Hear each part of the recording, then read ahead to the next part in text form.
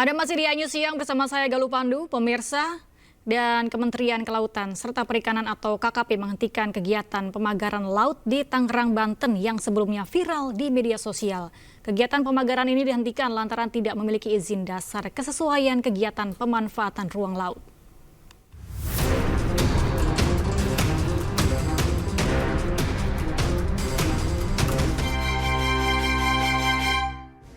Kementerian Kelautan dan Perikanan KKP menghentikan kegiatan pemagaran laut tanpa izin di Tangerang, Banten yang sebelumnya viral di media sosial. Kegiatan pemagaran dihentikan lantaran diduga tidak memiliki izin dasar kesesuaian kegiatan pemanfaatan ruang laut, serta berada di dalam zona perikanan tangkap dan zona pengelolaan energi yang menimbulkan kerugian bagi nelayan dan berpotensi merusak ekosistem pesisir. Menteri Kelautan dan Perikanan Sakti Wahyu Trenggono mengarahkan segala kegiatan pemanfaatan ruang laut yang tidak memiliki izin dasar dan berpotensi merusak keanekaragaman hayati, serta menyebabkan perubahan fungsi ruang laut seperti pemagaran laut ini untuk segera dihentikan. Direktur Jenderal Pengawasan Sumber Daya Kelautan dan Perikanan langsung terjun dalam aksi penghentian ini sebagai sikap tegas KKP, merespon aduan nelayan setempat serta menegakkan aturan yang berlaku terkait tata ruang laut. Kita melakukan penyegelan pemagaran laut yang sudah viral ini, dan ternyata memang kami wawancara dengan beberapa nelayan mengganggu. Pagar tersebut kami cek di KKP tidak ada TKK PRL-nya, jadi perizinannya tidak ada. Pemerintah dalam hal ini KKP hadir, ya, negara hadir di laut ini untuk melakukan penyegelan pemagaran laut tersebut. Laut ini pemersatu bangsa. Tidak boleh laut itu dipagar-pagar seperti itu. Siapapun pemiliknya nanti akan kami tindak lanjuti. Tim Gabungan Polisi Khusus Kelautan Ditjen PSDKP serta Dinas Kelautan dan Perikanan Banten telah melakukan investigasi di desa dan kecamatan sekitar lokasi pemagaran laut pada September 2024. Dari hasil investigasi dan pengambilan foto udara atau drone pemagaran laut, dimulai dari Desa Margamulya sampai dengan Desa Ketapang, kemudian Desa Patra Menggala sampai Desa Ketapang, diketahui konstruksi bahan dasar pemagaran merupakan cerucuk bambu. Hingga saat ini proses investigasi terus berlangsung. Pemirsa, untuk mengetahui perkembangan pemagaran laut di Tangerang, Banten, ada rekan kami Hamzah Hasibuan di lokasi saat ini. Ya, Hamzah, bagaimana kondisi pemagaran laut di sana? Silahkan dengan laporan Anda.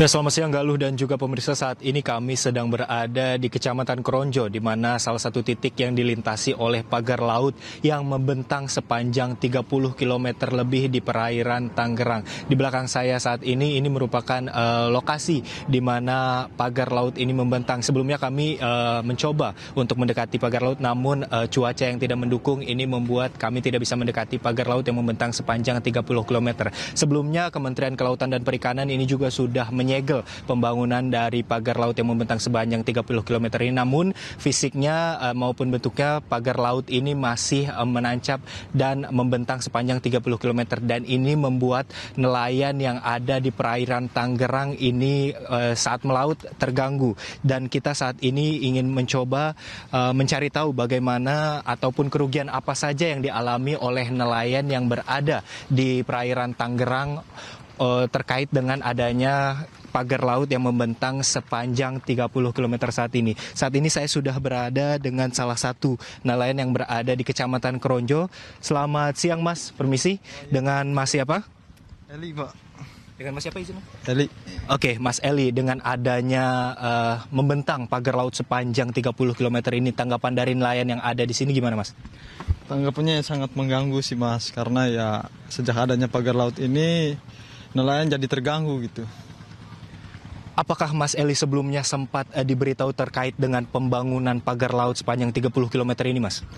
Kalau soal itu belum ada pemberitahuan dari pihak manapun Pak ya. Jadi kita awam lah, nggak ada yang tahu gitu. Tahu-tahu dibangun aja gitu. Oke Mas, sepanjang Mas Eli menjadi nelayan di sini, apakah ada sempat menyaksikan proses dari pembangunan, apakah sempat ada bambu-bambu yang diturunkan di sini untuk dibangun di tengah laut Mas? Oh iya, ada. Belum lama ini sih, kemarin-kemarin tuh diturun di sini bambu juga beberapa mobil gitu.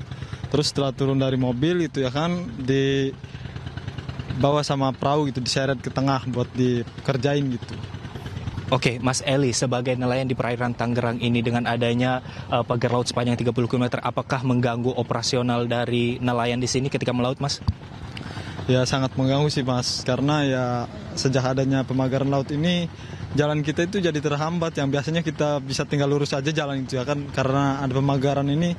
Jadi kita harus muter-muter dulu cari jalan gitu buat ke depan gitu. Sangat repot lah, nggak kayak kemarin-kemarin itu sebelum ada pagar laut gitu.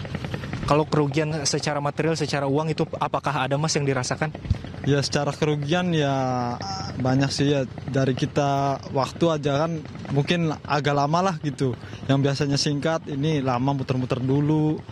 Terus ya segala macam halangan itu ya bisa kita jumpai juga Mas, karena adanya pagar laut ini. Oke, yang terakhir Mas Eli, mungkin adakah harapan terkait dengan pembangunan ini? Ya harapan kita sebagai nelayan di sini semoga aja bisa dicabut kembali lah atas adanya pemagaran laut ini. Sebagaimana mestinya kan laut buat para nelayan gitu ya kan Mas. Iya. Terima kasih Mas Eli, selamat beraktivitas kembali. Ya, Galuh dan juga pemirsa, tentu saja harapan dari warga dan nelayan di sekitar 3.000 lebih nelayan yang dilintasi oleh pagar sepanjang 30 km ini. Sehingga pemerintah juga diharapkan dapat segera menyelesaikan permasalahan pagar laut misterius yang ada di perairan Kabupaten Tangerang. Sementara itu, Galuh.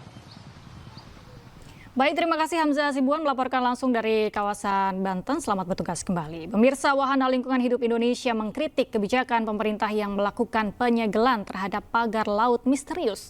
Walhi menilai pemerintah harus segera membongkarnya. Nggak tepat kalau disegel, tapi oke lah kita hargai ya. Kenapa masih dihargai? Karena yang benar itu adalah dia dirubuhin.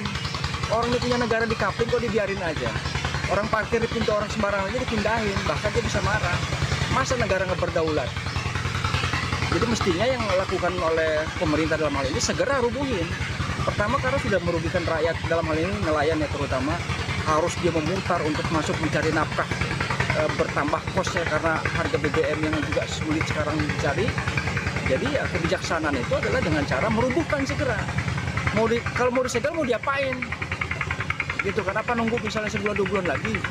Jadi aneh menurut kita, ada apa? Kok cuma misalnya mencabut pagar dari bambu kok mengalami kesulitan? Mestinya KKP bertindak tegas. Ya kalau nggak sanggup minta bantuan misalnya ke tentara, dalam hal ini marinir lah. Kalau nggak sanggup juga minta bantuan, insya Allah kami, aku yakin bisa membantu. Misalnya minta kuali